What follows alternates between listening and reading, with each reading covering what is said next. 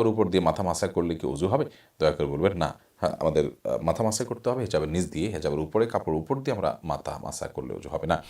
তহমিনাতনী আপনি লিখেছেন, আমরা ৩ বোন, ভাই নেই। চাচা এবং চাচাতো ভাইয়েরা নানাভাবে আমাদের উপর জুলুম করে। আমার বাবা চান জীবিত অবস্থায় তার সকল সম্পত্তি মেয়েদের নামে লিখে দিতে। এক্ষেত্রে আ আসাবার ভাগ থেকে বঞ্চিত হবে আমার চাচাতো ভাইয়েরা। আমার বাবার এই কাজ কতটুকু বৈধ হবে? আ যদি এরকম হয় যে তারা সন্তানের প্রতি মৃত্যুর পরে জুলুম করবেন, অবিচার করবেন মনে হয়, জীবদ্দশায় দিলে সেটি তো দান হিসাবে হবে। দানের ক্ষেত্রে আসাবা বঞ্চিত হলো কি হলো না সেটা লক্ষ্য না করলেও ইনশাআল্লাহ তিনি গুনাহগার হবেন না। সন্তানদেরকে তিনি ভাগ করে দিতে পারবেন। বিশেষ করে এটা তো তার দান, এটা তো তার উপহার। অতএব সন্তানদেরকে কেউ নিজের সকল সম্পদ, সন্তানদেরকে কেন, যেকোনো ক্ষেত্রে তার সকল সম্পদ কেউ দিয়ে যেতেই পারেন জীবদ্দশায়। এটি একান্ত তার ব্যাপার। বিধায় এটি জায়েজ হবে ইনশাআল্লাহ। বিশেষ করে তাদের জুলুম থেকে বাঁচাবার যখন উদ্দেশ্য সেখানে থাকে তখন তো সেটি আরও বেশি যৌক্তিক হয়ে ওঠে। মনিরা পারভিন লিখেছেন, আমার ছেলে একটা মাদ্রাসায় ক্লাস 9-এ পড়ে। আমি ইচ্ছা ছেলেকে মাওলানা বানাবো, কিন্তু ছেলে মাওলানা এবং ডক্টর দুটোই হতে চায়। এসএসসি পাস করার পর কোন লাইনে পড়লে আল্লাহর রহমতে আমার স্বপ্ন পূরণ হবে? আমার ছেলের জন্য দোয়া করবেন। আল্লাহ তাআলা আপনার ছেলেকে আপনার স্বপ্নের চাইতে বড় মানুষ হওয়ার তৌফিক দান করুন। আসলে দুই দিক থেকে মানে একজন মানুষ পণ্ডিত হওয়া এটা কঠিন। আপনার ছেলেকে আলেম হওয়ার ব্যাপারে তার সাথে আলোচনা করে যদি সে আলেম হতে রাজি হয় তাহলে তাকে আলেম বানাতে হবে।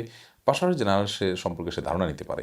আবার একই সঙ্গে সে আলেমও হবে, ভালো ডাক্তারও হবে। এ দুটি করতে গেলে দুটির কোনো একটি খুব বেশি ভালো হওয়ার সম্ভাবনা খুবই কম।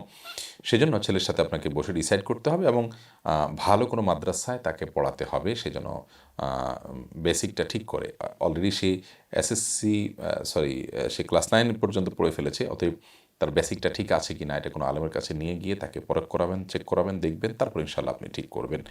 আমার স্ত্রী রাত্রিকালীন ঘুমিয়ে থাকা অবস্থায় আমার ৩ বছরের কন্যা সন্তানকে আমার পাশে রেখে অন্য পুরুষের সাথে রাত্রিতে চলে গিয়েছে। সেক্ষেত্রে ইসলামী শরীয়ত সম্মত এখন আমার করণীয় কী?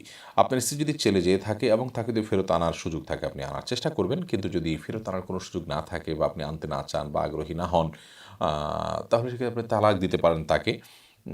সেটা একান্ত আপনার ব্যাপার। কিন্তু যদি তাকে সংশোধন করার সুযোগ থাকে, ডেকে এনে সংশোধন করতে পারেন, সেই চেষ্টা আপনি করতে পারেন বা করা উচিত আপনার।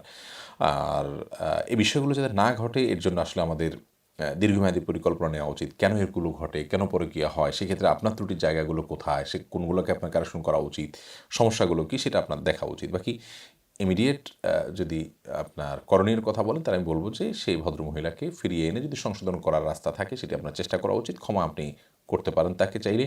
আল্লাহর কাছে তাকে ক্ষমা চাইতে বলেন, আল্লাহও তাকে ক্ষমা করুন।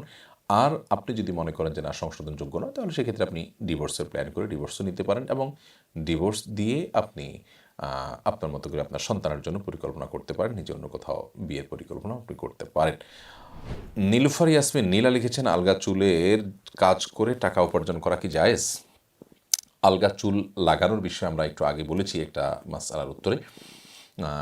মাথায় আলগা চুল লাগিয়ে নিজের অবস্থাকে লুকোনোর চেষ্টা করা বা প্রকৃত অবস্থাকে ঢাকার চেষ্টা করা এটা শরীরের দৃষ্টিকোণ থেকে প্রশংসনীয় কোনো বিষয় নয়।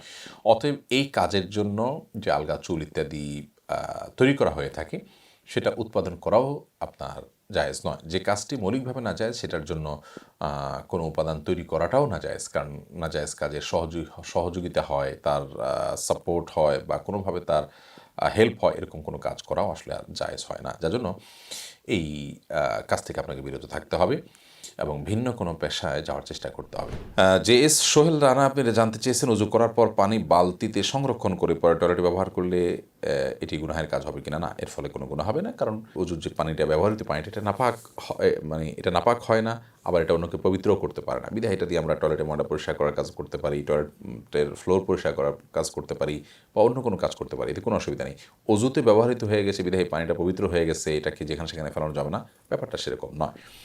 মোহাম্মদ শেখ ওমর ফারুক আপনি লিখেছেন, কসমেটিক্সের ব্যবসা করা কি জায়েজ? অনেকে তো কসমেটিক্স ব্যবহার করে বেপর্দা চলাফেরা করে। কসমেটিক্স ব্যবহার করা জায়েজ আছে, এটার ব্যবসা করা জায়েজ আছে।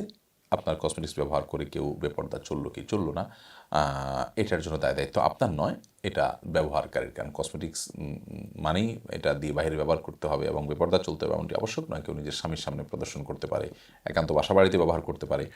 অতএব এ ধরনের ভালো মন্দ সব ক্ষেত্রে ব্যবহারের অপশন যেখানে আছে সেখানে দায়টা ব্যবহারকারীর উপরে বর্তাবে, ব্যবসায়ীর উপরে বর্তাবে না ইনশাআল্লাহ তাআলা।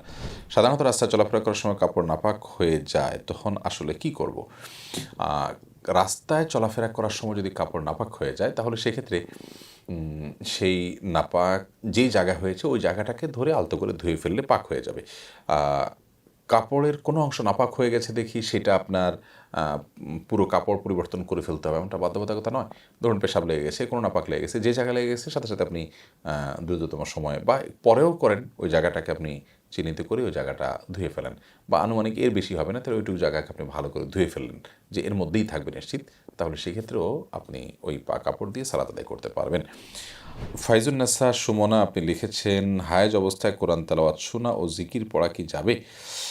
জি, কোরআন তেলাওয়াত শুনতে পারেন মাসিক অবস্থায়, কোনো অসুবিধা নাই। আর জিকির আপনি করতে পারেন, তাতেও কোনো অসুবিধা নাই।